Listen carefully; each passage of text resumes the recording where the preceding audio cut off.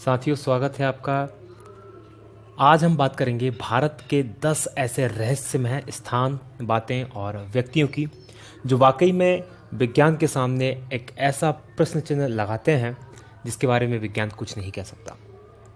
एक तरफ तो विज्ञान ने इतनी प्रगति कर ली है कि वो बहुत सारी बातों को रिवील कर रहा है, उन्हें बता रहा है अंतरिक्ष के क्षेत्र में, लेकिन ये बातें जो भारत के ऐसी हैं जिनके बारे में विज्ञान अभी भी मौन है, कुछ भी नहीं कह सकता। चलिए शुरू करते हैं। पहली, कोंगला दर्रा, लद्दाख। कोंगला दर्रा लद्दाख को एलियंस का घर माना जाता है। यदि कोंगला दर्रा लद्दाख की आप लोकेशन देखेंगे तो ये उस क्षेत्र में पड़ता है जो कि लद्दाख क्षेत्र में आता है। भारत और चाइना के बीच इसमें डिस्प्यूटेड है, इसलिए दोनों, ना तो ये भारत में पड़ता है अच्छे से, ना चाइना में पड़ता है, और यहाँ पर पेट्रोलिंग ढंग से नहीं हो पाती। पूरा के पूरा बर्फीला ये क्षेत्र है और इस पूरे बर्फीले क्षेत्र में यहाँ के जो स्थानीय निवासी है उन्होंने कई बार अंतरिक्ष जीवों के गुप्त स्थापना स्थल के रूप में इसे देखा है। कई बार यहाँ यूएफओस आती हुई देखी है। यूएफओस मतलब वो चीज़ें जिन्हें कहते हैं अनआइडेंटिफाइड फ्लाइंग ऑब्जेक्ट्स, यानी जिन्हें उड़न तस्तरी के रूप में जाना जाता है। तो यहाँ के स्थानीय लोगों ने कई बार ऐसी तस्वीरें देखी हैं। इवन 2006 जून 2006 में गूगल सैटेलाइट के द्वारा भी एक ऐसी ही तस्वीर सामने आई है जिसमें एक ऐसा ही फ्लाइंग ऑब्जेक्ट इस क्षेत्र में दिखाई दे रहा है। तो ये है पहला मिस्टीरियस जगह, रहस्यमय स्थान। दूसरा, ताजमहल एक शिव मंदिर, तेजो महलाए। ये बहस बहुत पुरानी है। ताजमहल जो कि एक प्यार का प्रतीक है और कई जगह पूरे भारत का प्रतीक हो जाता है। भारत को विदेशों में रिप्रेजेंट करने के लिए इस तस्वीर का प्रयोग किया जाता है, लेकिन ये भी अपने आप में एक रहस्यमय और विवादित मुद्दा है कि ताजमहल वाकई में एक मकबरा है या एक शिव मंदिर। अगर इसकी जांच पड़ताल करें तो दिल्ली के एक प्रोफेसर थे, PN ओक, पुष्पेंद्र नागेश ओक, जो कि साथ में इतिहासकार भी थे। उन्होंने एक पुस्तक लिखी, the Taj Mahal is a temple palace. उन्होंने इसमें बताया कि ये जो ताजमहल है, ये जो इमारत है, ये जयपुर के राजा जयसिंह के अधीन थी, जिसको शाहजहां ने जबरन उनसे हथिया लिया था और थोड़े से इसमें बदलाव करके मकबरे का रूप दे दिया था, और जिसके परिप्रेक्ष्य में उनके द्वारा कई प्रकार के सबूत भी दिए गए हैं। सबूत जैसे कि यहाँ पर आप देख सकते हैं तस्वीरों में एक गुप्त कमरा जो ताजमहल के नीचे है, ताजमहल के ऊपर स्थित जो कलश है, जो कि हिंदू मंदिरों में जो विशेषता है कलशों की, वो, और एक पच्चीकारी जहाँ पर आपको ओम की आकृति दिखाई देगी। ये ऊपर की तरफ इस पच्चीकारी में यहाँ पर ओम की आकृति आप देख सकते हैं, ये ताजमहल की है। इसके अलावा उन्होंने कहा कि उस समय के जो इतिहासकार हैं उनमें से किसी के द्वारा भी ऐसी कोई घटना नहीं दर्शाई गई है जो कि इतनी बड़ी इमारत के बनने की बात कहती हो। साथ ही कार्बन डेटिंग जो पद्धति है उसके द्वारा भी ताजमहल की उम्र काफ़ी पुरानी मानी गई है। तो ये सारी चीज़ें हैं जो कि इसको सस्पेक्टेड बनाती हैं। आपकी सुविधा के लिए हमारे द्वारा, क्योंकि ये जो ये बुक है the Taj Mahal is a temple place, इसको बैन कर दिया गया है, लेकिन ये बुक बहुत खोजने के बाद इंटरनेट पर हमें मिली। उसका लिंक हम नीचे दे रहे हैं, आप चाहें तो इस बुक को वहाँ पर जाकर पढ़ सकते हैं। अब देखना यह है कि यह वाकई में इसकी सच्चाई क्या है। इसके बारे में सिर्फ सरकार ही कुछ बोल सकती है, इसके अलावा कोई कुछ नहीं बोल सकता। अगली जो सस्पेक्टियस पर्सनालिटी हमारे सामने है वो प्रहलाद जानी, जिन्हें माता जी के नाम से भी जाना जाता है। ये ऐसे व्यक्ति हैं जो दावा करते हैं कि पिछले 70 सालों से इन्होंने कुछ भी नहीं खाया है। पिछले 70 सालों से ये बिना कुछ खाए पिए जिंदा हैं। बड़ी दिलचस्प कहानी है इनकी। यदि हम बात करें तो ये जो हैं बेसिकली राजस्थान के रहने वाले थे, जिन्होंने अपना गांव छोड़कर गुजरात चले गए, और वहाँ पर इनके द्वारा जो बताया जाता है कि माता अम्बा की कृपा हुई, और माता अम्बा यानी कि देवी दुर्गा की कृपा से ये बिना कुछ खाए पिए 70 सालों से जिंदा हैं। इनके दावे की जांच करने के लिए 2 बार 2003 में और 2010 में इनकी मेडिकली पूरी तरह से जांच की गई, और ये जांच जो की गई, ये स्ट्रिंगल हॉस्पिटल है स्टिंगलिंग हॉस्पिटल अहमदाबाद, इसमें डॉक्टर सुधीर शाह के नेतृत्व में ये जांच की गई और दोनों बार इनके दावों को बिल्कुल सच पाया गया। जबकि दूसरी बार तो जांच डीआरडीओ के निर्देशन में की गई थी, तो दोनों बार इनके दावों को पूरी तरह से सच पाया गया और 15 दिन तक ना ये टॉयलेट गए, ना इन्होंने कुछ खाया, ना कुछ पिया। 15 उसके बाद भी पूरी तरह से स्वस्थ ये हैं। तो ये एक बहुत बड़ी मिस्ट्री है जिसको कि विज्ञान समझ नहीं पा रहा कि आखिर ऐसा कैसे पॉसिबल है। अगली मिस्ट्री की बात करें वो है हेती या हिम मानव या इंग्लिश में जिसे कहते हैं बिगफुट। एक कहानी के अनुसार कई वैज्ञानिक मानते हैं इस चीज़ को कि जो पृथ्वी का ओरिजिनल जीव है वो बिगफुट ही है। इंसानों को एलियंस के द्वारा बनाया गया है बिगफुट और कुछ परग्रही जीवों के क्रॉस के द्वारा, यानी कि हम जो इंसान हैं ये पृथ्वी के ओरिजिनल निवासी नहीं हैं। जो बिगफुट होता है उसके शरीर पे बहुत बड़े बड़े बाल होते हैं, उसकी हाइट करीब 10 फीट तक होती है और वजन 545 किलो तक होता है। ये अभी तक रहस्य बना हुआ है कि एक्चुअल में ये है भी या नहीं है, क्योंकि कोई भी इसे दावा करके नहीं कह सकता कि उसने इसको देखा है। अभी तक जो दावे हुए हैं इसको देखने के, 1935 में हांगकांग में इसकी पहली बार खोपड़ी मिली थी। साथ ही इसका उल्लेख जो है ऋग्वेद और सामवेद में भी आता है।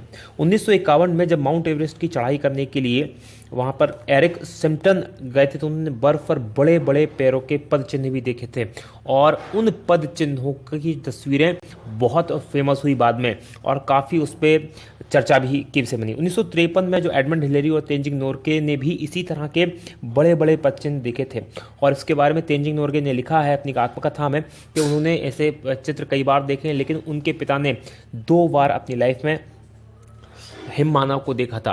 हालांकि तेंजिंग नोरगे ने ये दावा नहीं किया कि उन्होंने देखा था, उनके पिता का दावा करते हैं कि उनके पिता ने इसको देखा था। तो ये अभी भी वाकई में एक बहुत बड़ा रहस्य है कि वाकई में हिम मानव होता है या नहीं होता। अगली है राजस्थान की धरा में कुलधरा करके एक गांव है जो एकाएक वीरान और भूतहा हो गया है। ये जो गांव है राजस्थान के जैसलमेर जिले में स्थित है। ये जो गांव 1200 के आसपास बसाया गया था ब्राह्मणों के द्वारा और ये गांव 1825 में एक ही रात में ये गांव और इसके साथ और 83 गांव, कुल 84 गांव रातों रात भूतहा हो गए। इसके बारे में जो कहानी है वो कुछ इस तरह से है। ये जो गांव है यहाँ जैसलमेर रियासत के एक मंत्री जिसका नाम सालम सिंह था, उसकी नज़र यहाँ के गांव की मुखिया की बेटी पर पड़ गई। वो उसको प्राप्त करना चाहता था, उससे शादी करना चाहता था, जबकि वो 1 नंबर का अय्याश आदमी था और उसने गांव वालों को चेतावनी दी यदि उसको लड़की नहीं मिली तो गांव में इतना कर बढ़ा देगा कि उनका जीना मुश्किल हो जाएगा। बस इसी बात को लेकर एक पंचायत हुई और उस पंचायत में 84 गांव के जो लोग थे जो ब्राह्मण समाज के थे उन्होंने इकट्ठा हुए और उन्हें फैसला लिया कि हम राजा को वो बेटी नहीं, उस मंत्री को वो बेटी नहीं देंगे, उसकी इज्जत हम बचाएंगे।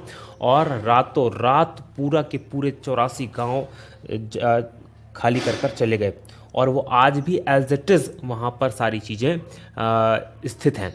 तो ये एक मिस्ट्री है कि रातों रात, और उसके बाद उनका ना तो ये पता चला कि वो कहाँ गए, ना ये पता चला कि वो कहाँ पर हैं। लेकिन जाते समय में उन्होंने इस गांव को कभी ना बसने का श्राप दिया और अभी तक ये गांव कभी भी नहीं बस पाया। 1-2 बार बीच में कुछ लोगों ने यहाँ रहने की हिम्मत की है, लेकिन उनकी भी यहाँ पर वो रह नहीं पाए, कभी भी इसको बस नहीं पाया।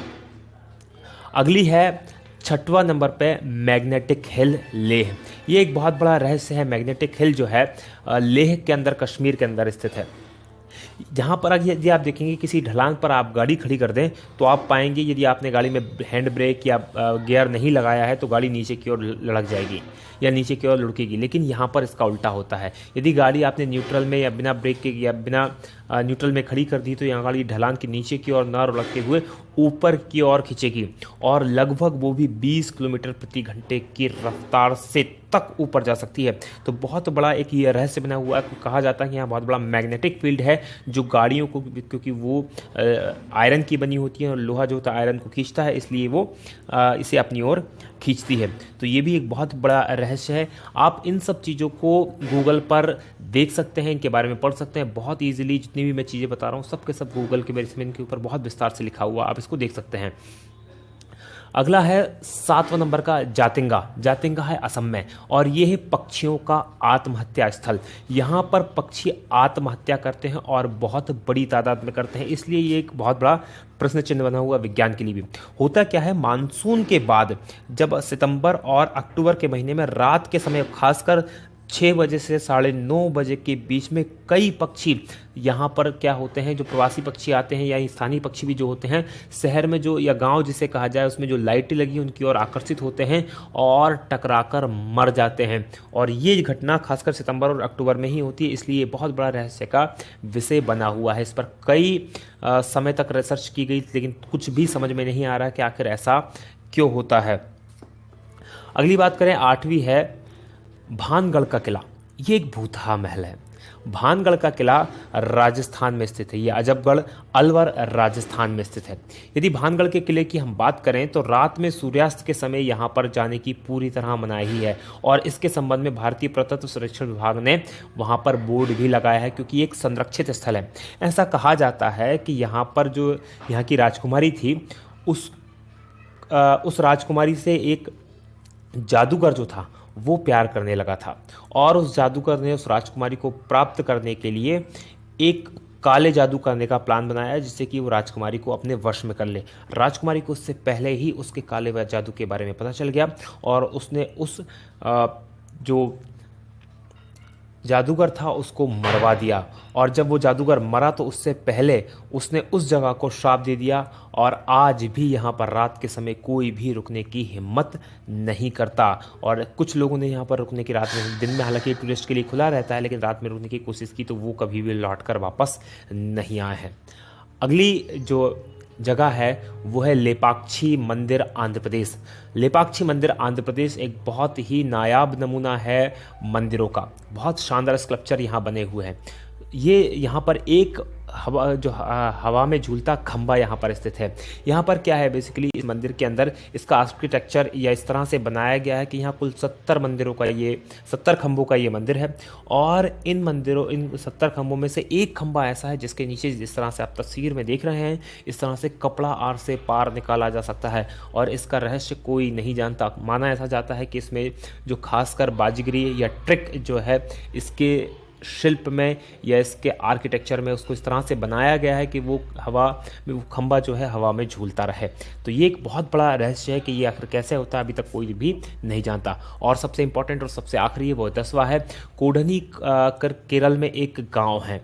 यहाँ पर ये जो गांव है जुड़वा लोगों का गांव या ट्विंस टाउन कहलाता है। ये कोडनी गांव जो है ये मलप्पुरम से लगभग 15 किलोमीटर की दूरी पर 2000 लोगों का गांव है, लेकिन इन 2000 लोगों के गांव में 204 से ज़्यादा जुड़वा जोड़े हैं, मतलब कि 408 लड़के लड़की यहाँ पर जुड़वा हैं।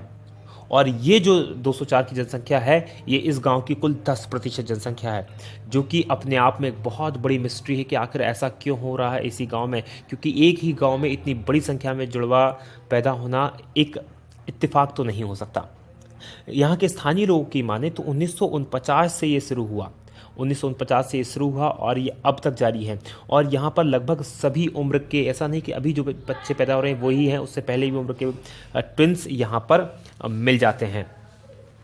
और इसके बारे में सबसे बड़ी बात यह है कि यहाँ पर कई बार वैज्ञानिकों की टीमें आई, उन्होंने रिसर्च की और अभी तक उसका कोई भी पता नहीं लगा पा रहे हैं कि आखिर ऐसा क्यों होता है। इवन यहाँ की कोई लड़की अगर बाहर भी शादी करती तो वहाँ भी उनको भी जुड़वा बच्चे पैदा होने की संख्या अधिक होती है, और बाहर की लड़की अगर इस गाँव में शादी करती है तो उसको भी जुड़वा बच्चे पैदा होने की ज़्यादा चांसेस होते हैं। तो ये एक बहुत बड़ी मिस्ट्री है जिसको सुलझा पाना विज्ञान के लिए अभी पॉसिबल नहीं हुआ है।